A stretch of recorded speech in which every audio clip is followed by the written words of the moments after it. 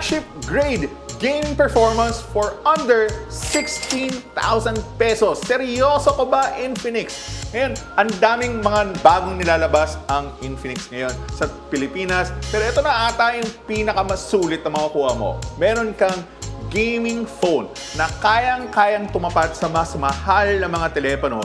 Pero ang presyo niya, under 16,000 pesos lang. Ito ang Infinix GT 20 Pro. Kung gamer ka, naghahanap ka ng best bang for the buck gaming phone, ito na siguro ang dapat mong bilhin. Pero bakit nga ba sobrang sulit ng Infinix GT 20 Pro?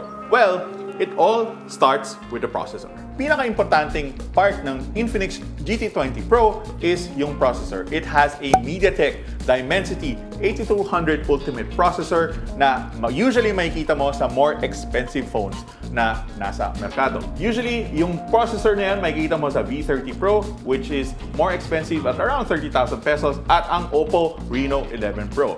Now, yung Infinix GT20 Pro will come in different configurations, pero yung pinakamura na under 16,000 pesos is yung 256 and 12 gig variant. Very smooth ang gameplay sa quick test namin dito sa Infinix GT20 Pro thanks to the processor at smooth din ang navigation because of the software optimizations done by the brand, which is reason number 2 kung bakit siya sulit for gamers. Battery-wise, may 5,000 mAh battery itong telepono to at 45-watt charging. Medyo disappointed lang ako kasi I think na kaya pa nila maglagay na mas mabilis na charging speed versus just 45 watts. Pero at least hindi ka mababagalan masyado dito sa 45-watt charging. You can get from 0 to 100 in a little less under 1 hour, which is good enough for most people. Medyo hindi lang maganda yung battery consumption ng itong phone na to because on our PC Mark battery benchmark, we got around 10 hours plus on a single charge.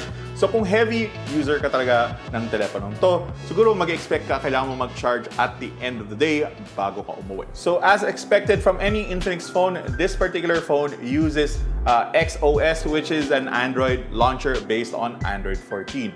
Isang magusto ko talaga dito sa XOS is, at least for this phone, wala masyadong bloatware na naka-install dito sa phone na to. So if you're watching our B-roll, all of the apps that are on the phone, we installed ourselves. So, sobrang konti lang to almost nothing yung bloatware na makikita mo dito, which is really good job, Infinix. Sana makinig ang Xiaomi sa inyo.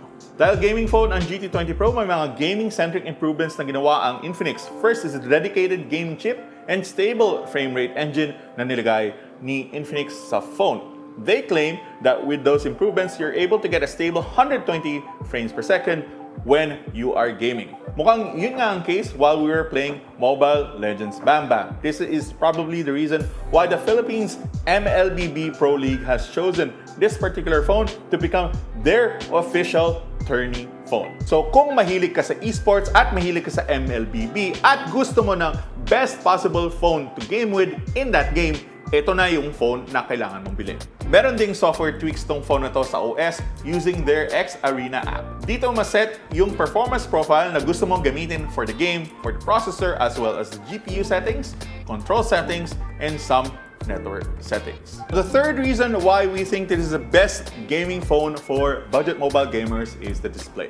We mentioned earlier na kaya i-maintain ng GT20 ang 100 frames per second while gaming, but its display actually has a refresh rate of 144 Hz. AMOLED din ang panel na gamit dito, meaning na maganda ang color saturation at image quality. Yeah, to be fair, not a lot of games will let you max out the 144 Hz, but you can always lower the refresh rate down to 60 if you want to conserve battery life. If the display has one weakness, I'd say it's the brightness. It's not the brightest display that I've seen so far. I've actually used a bunch of phones that are significantly brighter, but that's really not a big problem with this particular phone. Siguro hindi ko lang talaga nagugustuhan dito sa multimedia package na itong particular phone na to is the speakers. Medyo teeny siya, distorted, walang bass.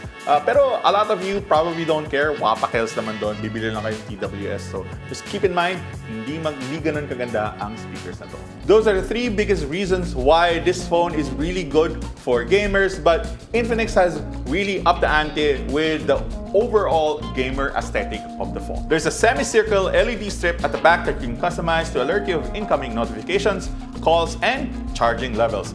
Heck, It can even match the beat of your music, which is a cool touch and really makes the phone stand out from the crowd. Usually, you'll have to pay significantly more to get all of these RGB features on a phone, pero Infinix has made it so that you don't have to pay top peso to get that on the Infinix GT 20 Pro. At kahit hindi curved yung panel ng phone, enjoy na enjoy ako sa paggamit sa kanya.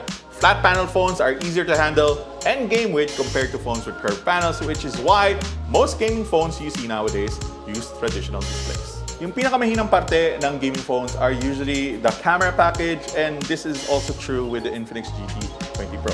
Now, technically, may tatlong camera ang GT 20 Pro, pero actually isa lang dun yung may kwenta. The main camera is a 108 megapixel with OIS and f1.8 aperture. So ito yung pinakapalagi mong gagamitin dito sa telepono to. There's two other cameras pero walang kwenta yung pareho. That's a depth camera and a macro camera. Alam naman natin na filler cameras lang yun, hindi mo talaga sila magagamit in real life. I wasn't really holding out hope for the main camera, but it's surprisingly decent. Nakakagulat siya. It's able to take a lot of detail in daylight scenes, and overall image quality is good considering taking photos isn't the phone's primary job. Portraits are good too with surprisingly okay edge detection. Night shots are a little more challenging but are still usable for social media. The noise will be a problem to some degree here. Okay naman yung 32 megapixel selfie camera niya, and it has all the features that you usually see on other Infinix phones. Solid talaga tong Infinix GT 20 Pro kasi makakuha ka ng almost flagship grade game performance without breaking the bank. Now, yung 256GB variant ng Infinix GT 20 Pro is only sobrang sulit yung version na yun. 256GB, 12GB RAM. Sobrang ganda ng presyo na to para sa makukuha mo. So, kung ikaw ay isang esports or aspiring esports player, gusto mo ng MLBB, gusto mo ng gaming phone na magandang performance na hindi masisira ang bulsa mo, yung Infinix GT 20 Pro ang dapat mong bilhin. So that's it for this video, guys. Sobrang ganda talaga na tong phone na to for what you are paying for. Isipin mo, 16,000 pesos lang meron ka ng magandang gaming phone. So if you have any other questions for us about this phone, leave it in the comments. You know how it goes. We'll try to answer those questions as soon as we can. Again, my name is John, and see you on the next video.